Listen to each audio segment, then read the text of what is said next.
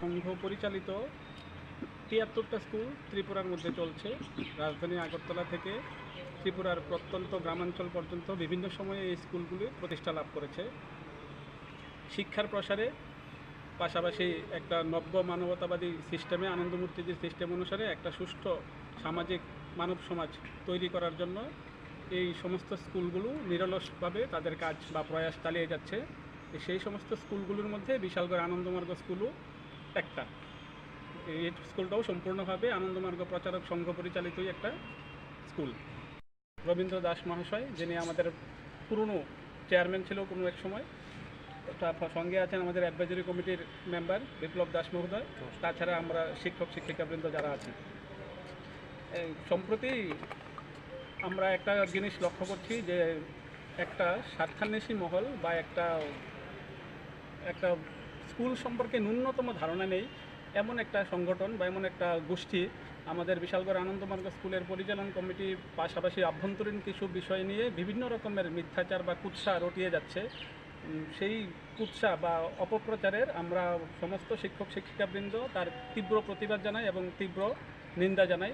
তৎসঙ্গে আপনাদের মাধ্যমে আমরা ওই কুৎসা রটানোকারী সেই গোষ্ঠীটাকে এই মেসেজটাও দিতে চাই যে তারা যেন এই অপপ্রচার থেকে নিজেকে বিরত রাখেন।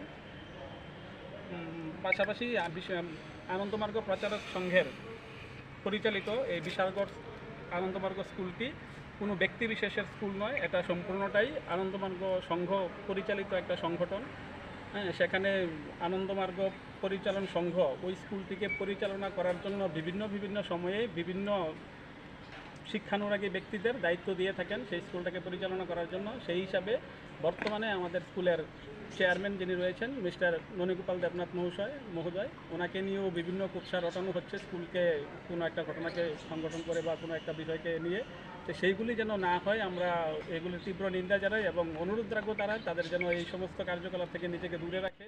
বিশেষ করে স্কুল দিন দিন বড় হচ্ছে। আগে স্কুল অনেক দৈন্যদশা কাটিয়ে 1984 সন থেকে স্কুল চলছিল। আজকে স্কুল 1992 স্যার তারা যখন ছিলেন তখন স্কুলের টয়লেট ছিল না, বিল্ডিং ছিল না, স্টুডেন্টদের বসার জায়গা ছিল না।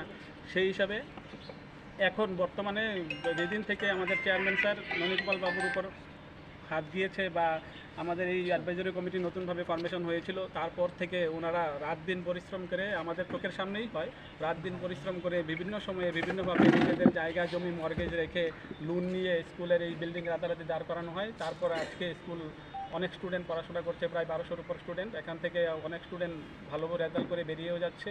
তো সেই সমস্ত দিক লক্ষ্য রেখে স্কুলের আমরা রিকোয়েস্ট রাখবো স্বার্থান্বেষী যেই মহল যা স্কুলটাকে কালিমালিপ্ত করার জন্য চেষ্টা করছে, তারা যেন এই সমস্ত কাজ থেকে নিজেকে বিরত রাখে এবং আমাদেরকে সুসংবদ্ধ একটা মানব সমাজ তৈরি করতে যেন সাহায্য করে।